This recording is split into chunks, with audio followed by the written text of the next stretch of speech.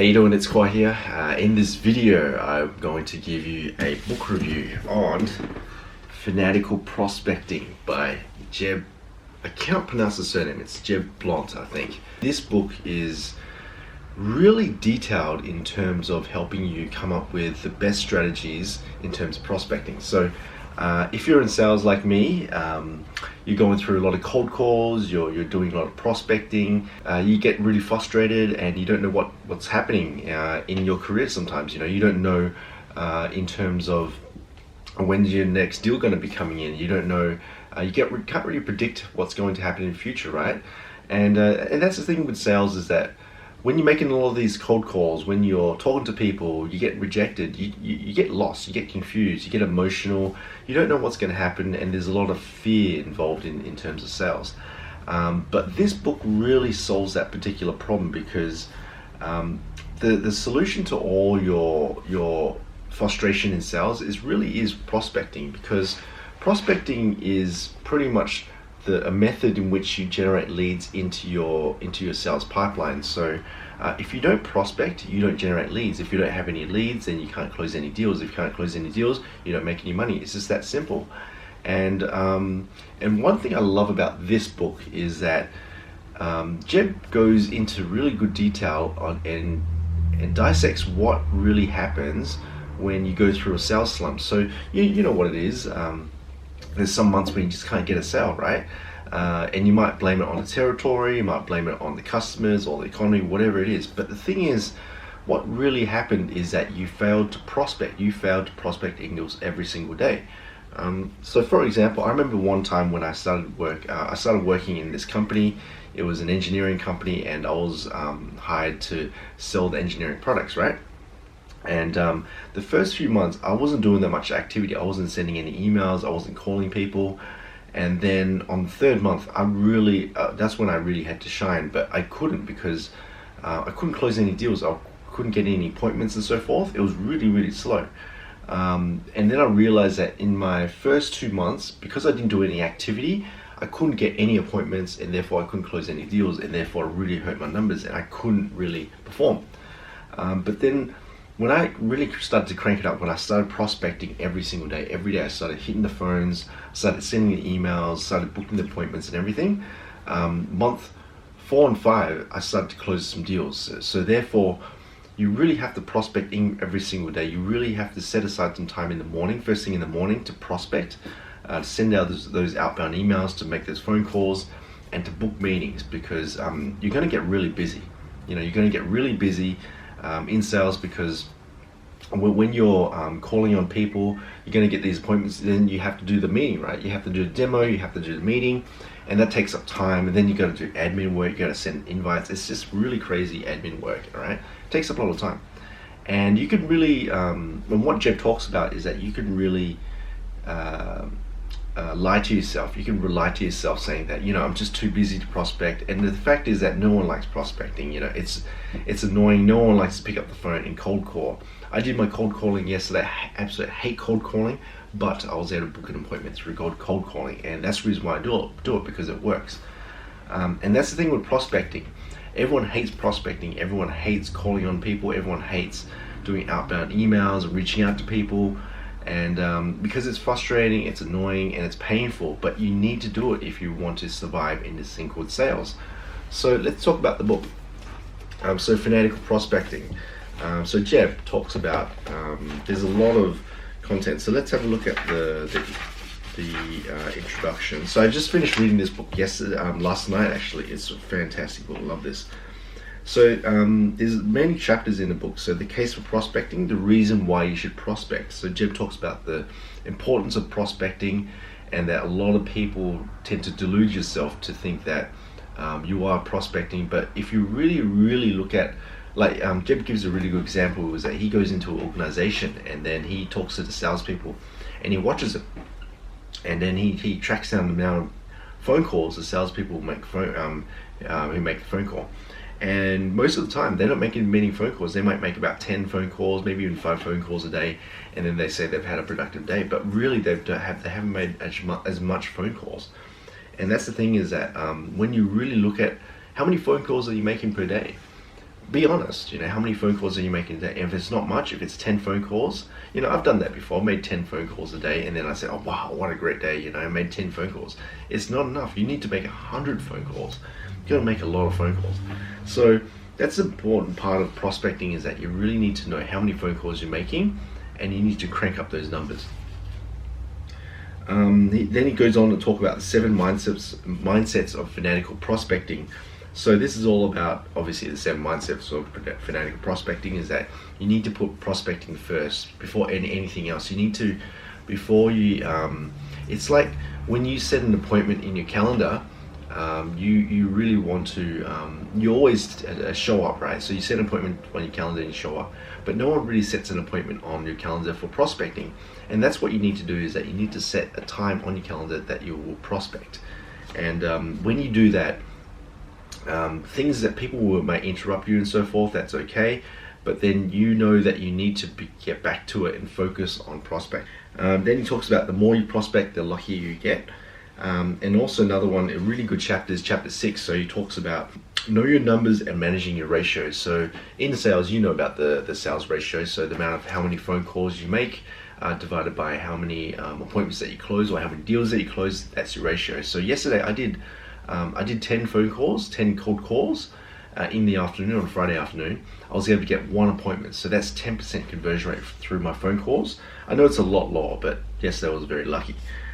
So now I know that if I were to make 100 phone calls, I can get 10 appointments, or I can get between 1 to 10 appointments. So I need to make those 100 phone calls. Time is the great equalizer of sales. So Jeb talks about the importance of investing a lot of time in prospecting, because if you don't prospect enough, if you don't spend enough time prospecting, then you're not going to get lucky. You're not going to get as many appointments. So he goes on to really great detail here. Own your own database. So he talks about CRMs, social selling, using social media to sell as well. The message matters. So it's important that when you're sending out emails to potential prospects, is that the email is targeted, that your email that you're sending to them is targeted. Some people just send bulk email and emails that's really vague and just doesn't relate, and people just delete them. So it's really important to write the right emails. Telephone prospecting, so this is all about outbound phone calls. Managing gatekeepers, so I really like this chapter. He talks about some little hacks in which you can get around gatekeepers. There was a section where he talked about you can actually talk to salespeople, because in sales, right, obviously we're very empathic, we listen to people, we're very enthusiastic and so forth. So if you're trying to reach to a managing director, and they're always in meetings, it's very hard to get in contact with these directors. So what you can probably try and do is that if you're in a situation where you don't have the details, right, get through to the sales department and talk to the salespeople, and they'll answer the phone straight away. And talk to them, and build rapport with them, and obviously, and then later on ask them, oh yeah, I was just after the number of the managing director XYZ, and they'll gladly give that number, because they're salespeople. They're very handy. They're very useful, and they're very enthusiastic and helpful, right? So that's a really cool trick. I'm looking forward to trying out, is talk to the salespeople. They'll give you the information that you need. In chapter 21, he talks about mental toughness. So this is I actually took a screenshot of this text in this chapter. He talks about how salespeople are really mentally tough. They are the business athletes of the world, because a lot of people in the corporate world, they are too scared to prospect. They'll rather starve than pick up the phone and talk to someone, right, and prospect. No one likes prospecting. No one likes cold calling. It's very, very uncomfortable, and it's very it's very painful to go through. But if you're in sales, you look in the mirror, man. Like you are the corporate athlete of the world, because it takes a lot of mental toughness to pick up the phone, call someone, to talk to a managing director, to book them, to interrupt them, and to book their time, the precious time, because they don't have much time, and you have to sell these guys, and it takes a lot of toughness to get through these phone calls. So this is very much of a very encouraging type of chapter. The rest of the other chapters, he's really really serious, but this one is very he motivates you. It's good to finish to the book.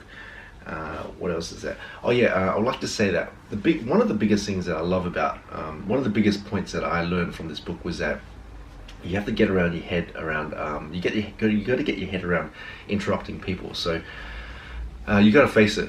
Picking up the phone, talking to people, you're going to interrupt the day. That's it. It's plain and simple. Everyone is busy. No one's sitting around on the couch doing nothing. No managing directors, no CEOs of successful companies are doing that. No one's doing that. And even if they are doing that, they're busy. They're busy relaxing, being with their family. They're busy running their business. They're busy. Everyone is busy. So you got to get that through your head. So when you pick up the phone, they are busy. Okay, there is no way you can get them when they're not busy. I'm recording this video right now. I'm busy. Someone calls me right now. They're interrupting my day. So therefore, the trick is that you need to know that you are going to interrupt people. You have to get your head around interrupting people.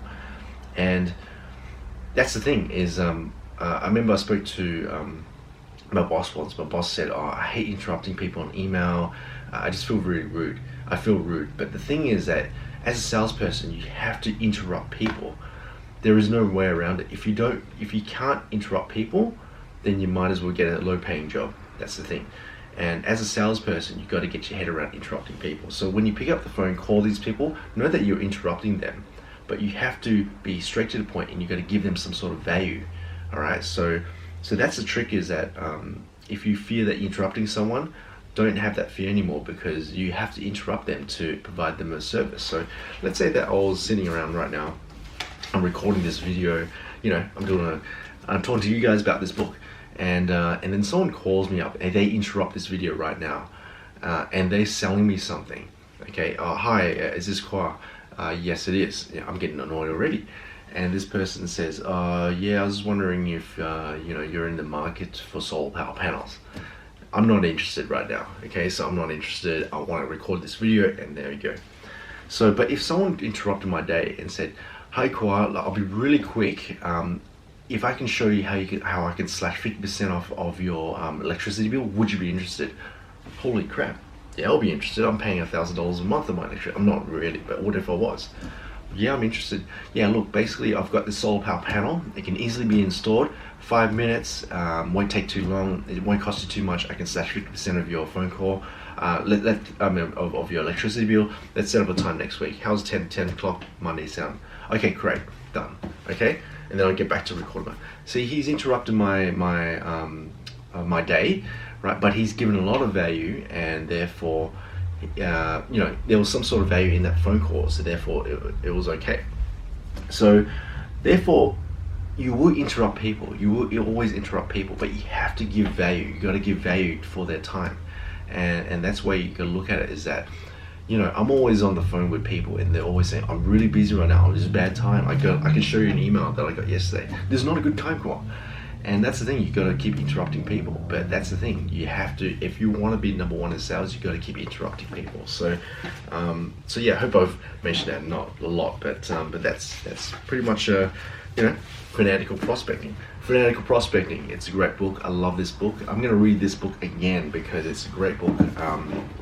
The way it's written, and I love it how this is perfect for salespeople, because Jeb knows sales. He talks directly to the salesperson, and this is not some fluff where it's just theory and stuff. You can just tell that he's been in the trenches, and he knows what he's talking about. So if there is a book that I recommend for you to get this year to improve your sales process, this book would be it, okay? Fanatical Prospecting by Jeb Blount. Check out his website, salesgravy.com. Highly recommend it. 4.5 out of 5 chainsaws for this particular book, so it's a fantastic book. Go check it out. I think it's on Amazon, and go check out Jeb Blount's stuff. He's got some other books. I'm keen to get through these other books as well, and I'll post more reviews on them. Be sure to continue selling, close those deals, and I'll see you guys next one. Thanks.